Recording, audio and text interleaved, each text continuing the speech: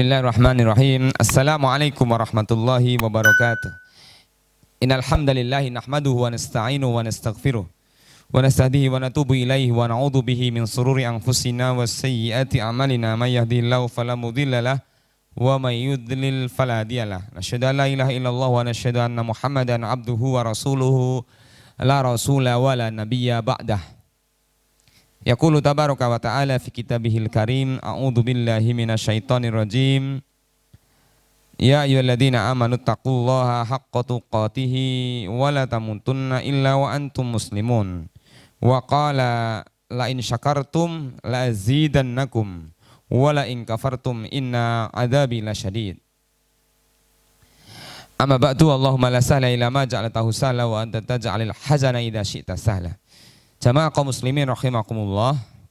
Pada pertemuan terdahulu kita sudah membahas tentang ma huwa syukru wa ma adraka ma syukru, ya. Apa itu syukur dan apa yang kita fahami tentang syukur. Kita sudah jelaskan duduk persoalannya, macam-macamnya, tuntutannya. Salah satu di antara hal penting di antara pengertian itu adalah bahwa syukur itu menuntut kita untuk mengerjakan apa yang menjadi sesuatu yang dicintai oleh Allah Ta'ala. Ketika seseorang menggunakan nikmatnya, nikmat itu diarahkan dan digunakan untuk meningkatkan diri kepada Allah, maka sesungguhnya dia telah bersyukur kepada Allah. Sebaliknya, ketika orang itu kemudian bukan menggunakan nikmatnya untuk berbakti kepada Allah, meningkatkan ibadah kepada Allah, justru dia bermaksiat kepada Allah, sesungguhnya dia telah berbuat kufur. Padahal Allah Ta'ala mengingatkan kepada kita, fadhkuruni adhkurkum washkuruli wa la takfurun, yaitu fadhkuruni, ingatlah kepadaku, adhkurkum, aku akan ingat kepadamu, washkuruli, bersyukurlah kepadaku, wa la takfurun, jangan kalian berbuat kufur atau ingkar nikmat. Bagaimana ketika Rasulullah SAW memberikan contoh kepada kita, ketika Rasulullah SAW seorang nabi yang sudah dijamin masuk surga, kemudian Rasulullah juga dijamin terbebas dari kesalahan karena Rasulullah SAW maksum, maka ketika itu Rasulullah SAW kita dapati dalam riwayat Aisyah, beliau senantiasa tidak pernah meninggalkan sholat malam. Bahkan ketika Rasulullah SAW sholat, maka kemudian kaki Aisyah ini berada di depan Rasulullah SAW. Ketika Rasulullah tidak sujud, Rasulullah SAW mengangkat kaki Aisyah itu untuk disingkirkan. Dan ketika itu Aisyah radhiyallahu anha kemudian melihat bahwa kaki Rasulullah SAW bengkak. Sampai Aisyah bertanya kepada Rasulullah, ya Rasulullah, kenapa?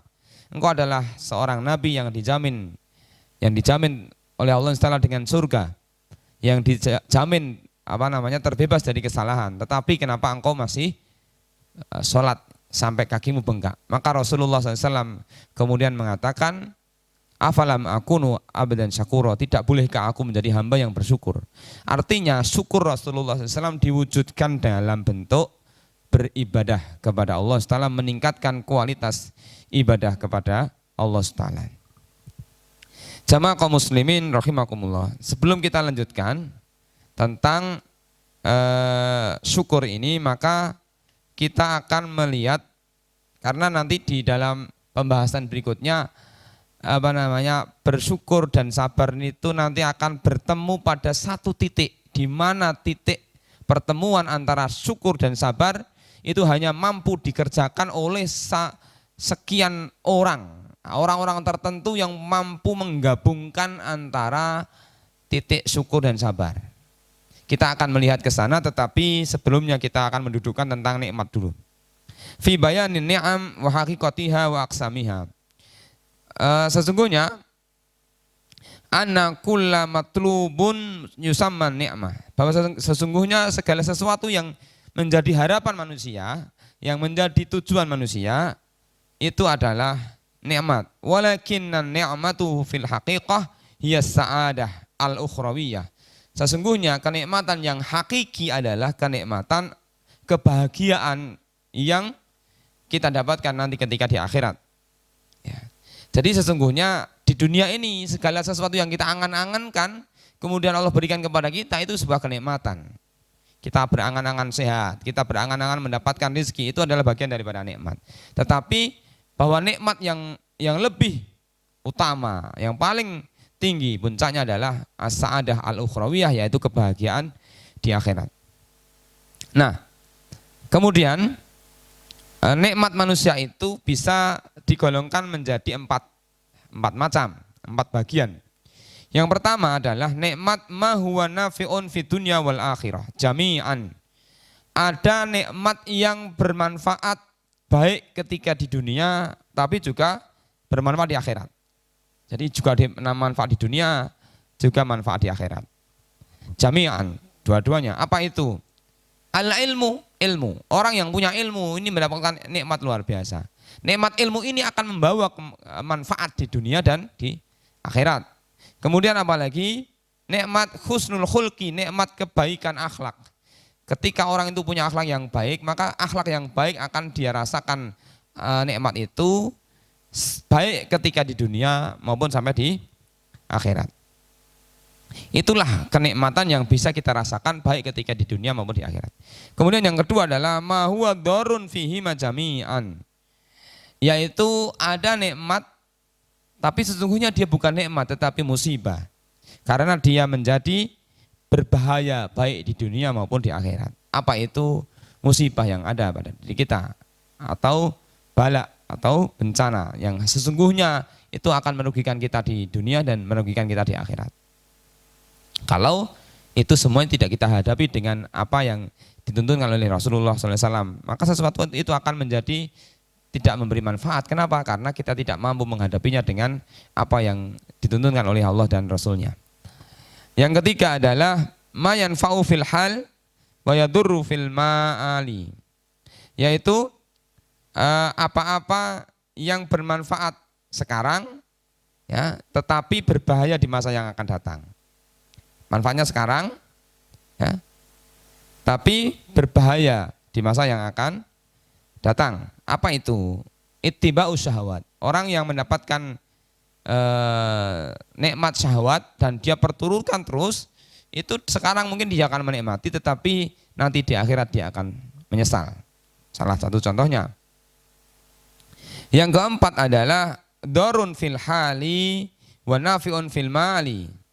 Yaitu berbahaya sekarang dan bermanfaat nanti di akhirat, yaitu nikmat bagi mereka-mereka yang mampu mengambil manfaat atau hikmah pelajaran dari apa-apa yang terjadi di dunia ini.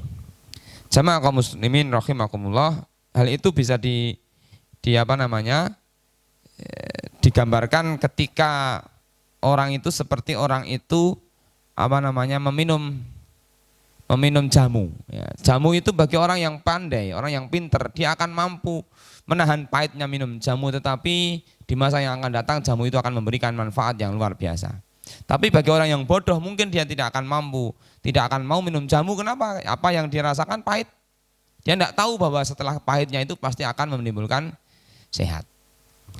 Nah, sebagaimana ketika kita mendapatkan kenikmatan untuk melaksanakan ibadah di hadapan Allah Ta'ala, hari ini mungkin kita akan merasakan beratnya melaksanakan ibadah puasa. Nah, panas luar biasa. Ya, bagi orang yang senantiasa taat kepada Allah akan dia jalani, begitu apapun alasannya, begitupun beratnya akan dia jalani karena itu bagian dari perintah Allah Ta'ala dan manfaatnya akan sampai nanti ketika kita di akhirat. Jamaah kaum muslimin rahimakumullah. Selanjutnya ada keadaan-keadaan di mana seseorang itu mampu menggabungkan antara nikmatus syukri atau syukur dan sabar. Pembahasan ini akan kita awali dari sebuah kisah di mana suatu hari Allah SWT pernah menanyakan kepada malaikat ketika Allah SWT mengambil nyawa daripada anak anak hambanya. Jadi ada seorang laki-laki yang punya anak kecil, kemudian anak kecil itu diambil nyawanya oleh Allah Taala melalui malaikatnya. Maka kemudian ketika sang anak tadi yang masih kecil, yang lucu-lucunya, yang sedang sangat digandrungi, sangat disenangi oleh orang tuanya, kemudian diambil nyawanya oleh Allah Taala, maka kemudian Allah Taala bertanya kepada malaikat itu, "Madza qala abdi?" Apa yang diucapkan oleh hambaku ketika aku ambil nyawa anak yang dia cintai. Kemudian malaikat itu kemudian kemudian menjawab atas pertanyaan Allah Taala, hamidaka wastarja. Ya Allah, hambamu memujimu.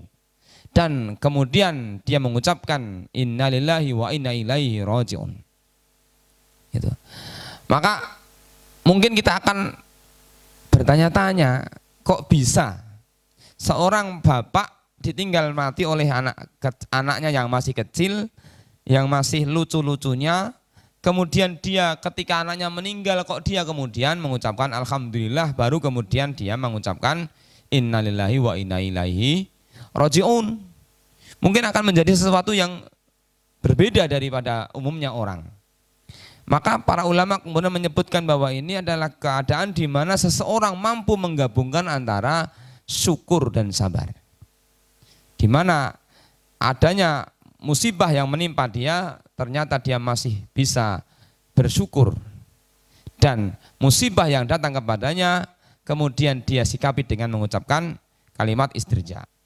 Nah, untuk memahami kondisi yang seperti ini, kita akan mendudukkannya supaya kita pun bisa menjadikan diri kita bisa bersikap seperti itu, karena dalam riwayat itu ketika Allah Ta'ala mengetahui dan Allahu a'lam, ya, Allah lebih mengetahui, ketika itu maka Allah Ta'ala kemudian memerintahkan kepada malaikat, ubnu li abdi baitan fil jannah wasammuhu baital hamdi. Wahai malaikat, karena hambaku ketika diambil nyawa anaknya, kemudian dia dia kemudian memujiku dan kemudian dia mengucapkan istirja, maka ubnu li abdi baitan fil jannati wasammuhu baital hamdi. Bangunkan untuk hambaku tadi yang mengucapkan alhamdulillah, kemudian dia mengucapkan innalillahi wa inna ilaihi rajiun ketika anaknya meninggal, kemudian bangunkan bagi dia satu rumah di surga dan sebut rumah itu dengan baitul hamdi, rumah pujian. Nah, Allah SWT memberikan pahala yang begitu luar biasa, yaitu dibangunkan bagi orang itu yang mampu menggabungkan antara sikap sabar dan syukur. Allah berikan ganjaran, yaitu diberikan rumah di surga yang diberi nama dengan Baitul Hamdi. Bagaimana mungkin kita bisa mensikapi seperti itu? Maka pada episode kali ini kita akan belajar bagaimana supaya kita mampu menggabungkan antara sabar dan syukur. Jamaah kaum muslimin rahimakumullah. Inna anna fi kulli faqrin wa maradin wa khaufin wa bala'in fid dunya. Ketahuilah bahwa sesungguhnya dalam kefakiran, dalam rasa sakit, dalam rasa khawatir, rasa takut, musibah, bencana di dunia, dan segala sesuatu yang tidak mengenakkan di dunia, musibah, bencana, wabah dan lain sebagainya itu, semuanya itu sesungguhnya akan mampu menjadikan kita ini bersyukur kepada Allah Ta'ala ketika kita mampu memahaminya dengan baik. Bagaimana supaya kita memahaminya dengan baik sehingga kita mampu bersyukur meskipun kita mendapati keadaan kita begitu luar biasa berat. Yang pertama, mari bersama-sama kita memahami beberapa konsep ini supaya kita mampu menjadikan orang-orang yang mampu menggabungkan antara syukur dan sabar. Yang pertama adalah anna kulla musibatin wa maradin yatasawwaru ayyakuna 'alaiha aktsaru minha. Li'anna maqduratillahi ta'ala la tatanaha. Sesungguhnya setiap musibah yang datang, setiap rasa sakit, setiap sesuatu yang tidak menyenangkan itu pasti akan ada yang lebih besar dari apa yang kita alami. Yakinlah bahwa musibah yang kita alami hari ini, ya, ada orang lain yang jauh lebih berat.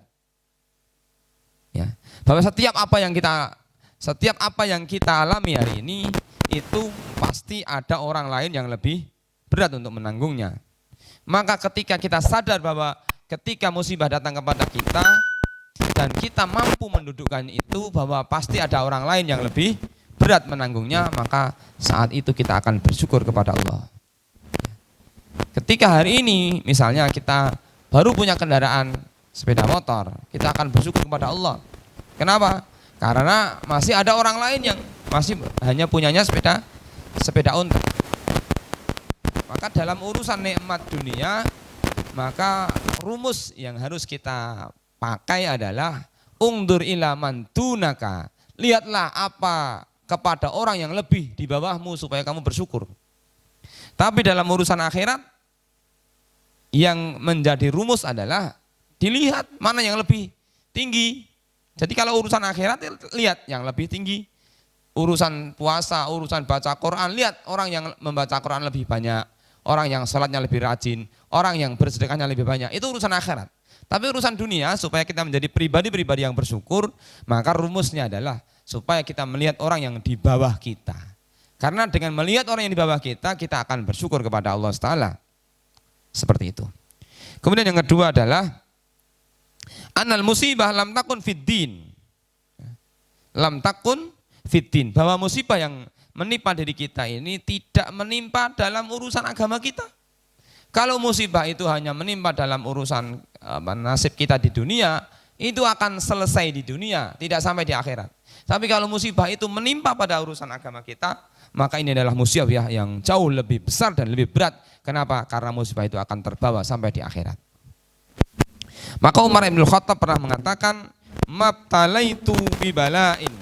Tidaklah aku diuji, tidaklah aku diberikan musibah, tidaklah aku diberikan bala kepadaku, illa kana lillahi ta'ala alayya fihi arba'uni amin. Kecuali pada musibah itu ada nikmat yang aku syukuri.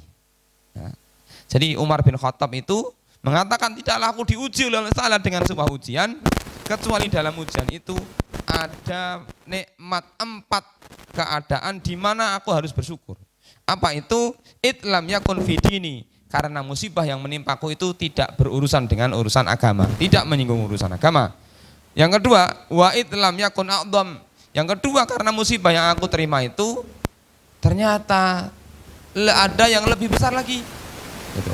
Yang ketiga, wa itlam uhramu ridha bihi. Yang ketiga adalah aku tidak diharamkan oleh Allah Ta'ala untuk menerima musibah itu dengan ridho. Artinya hatinya Umar bin Khattab itu senantiasa diberikan kesempatan oleh Allah Ta'ala untuk menerima musibah itu dengan lapang dada, tidak terhalang. Yang keempat, wa'id arjus thawab alaihi. Karena dengan adanya musibah itu, maka aku berharap mendapatkan pahala yang baik. Jamaah kaum muslimin rahimakumullah. Sekali lagi kita sampaikan bahwa ternyata ketika kita memahami tentang keadaan musibah yang datang kepada kita, tentu yang baik adalah ketika kita mengingat bagaimana Imam Ibnu Qudamah menggambarkan seseorang itu mendapatkan musibah itu seperti digambarkan seperti seorang raja yang memukul orang miskin dengan kayunya. Setiap kali pukulan maka sang raja memberikan uang 1000 dirham. Maka orang miskin tadi ketika dipukul dengan raja tadi, dipukul dengan kayu tadi, maka setelah dipukul dia mendapatkan uang 10.000 dinar. Maka ketika dia tanya, wahai Kisana, apakah engkau masih ingin aku pukul? Iya, aku ingin engkau pukul, wahai raja. Maka raja pun memukul lagi, dipukul lagi. Setiap kali dipukul dia mendapatkan uang 10.000 dinar.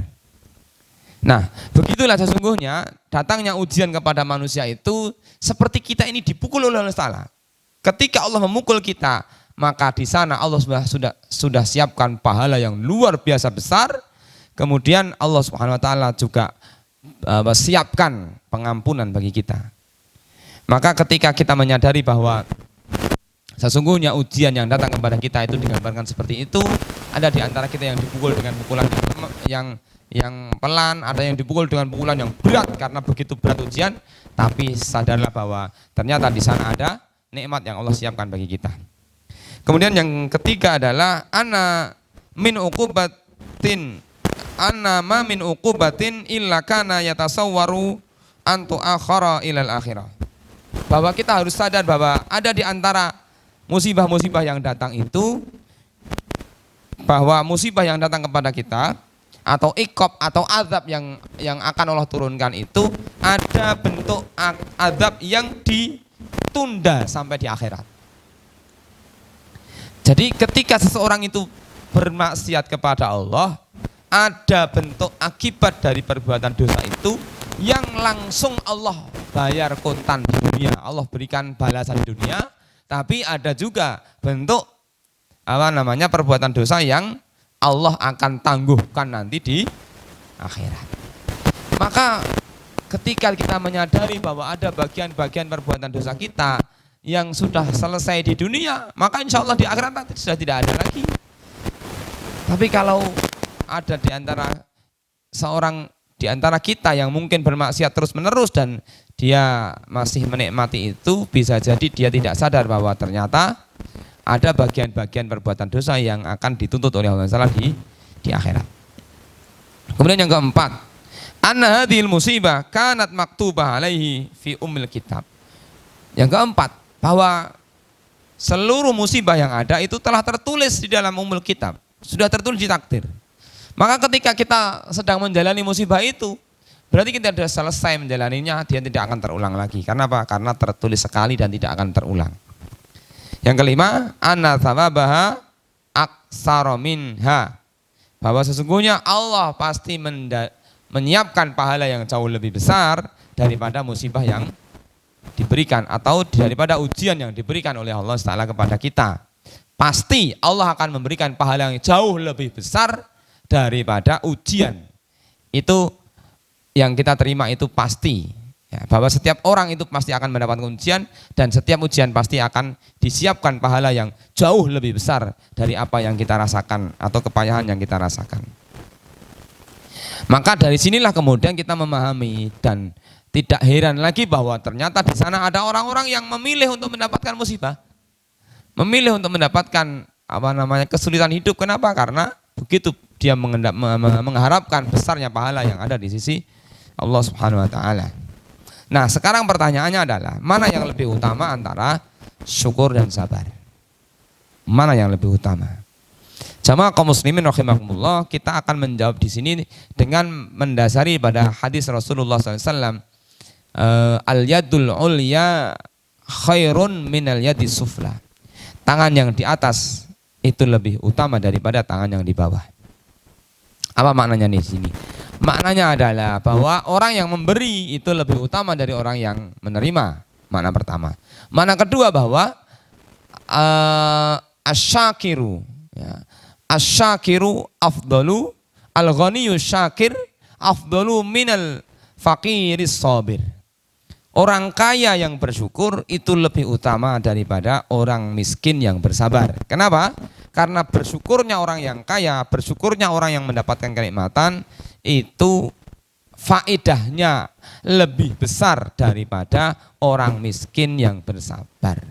Jadi kalau orang miskin itu sabar ya hanya untuk dirinya sendiri, tidak sampai kepada orang lain. Tapi kalau ada orang yang kaya, dia mendapatkan nikmat yang banyak, kemudian dia bersyukur kepada Allah Taala, maka syukurnya orang yang kaya itu akan memberikan faedah kepada banyak orang. Sama kaum muslimin rahimakumullah, demikian episode yang ke-29 dari kitab ini. Semoga kita mendapatkan faedah yang luar biasa dari penjelasan para ulama tentang faedah syukur pada kesempatan kali ini. Al-afu minkum, jika ada sesuatu yang kurang berkenan mohon dimaafkan. Wassalamualaikum warahmatullahi wabarakatuh.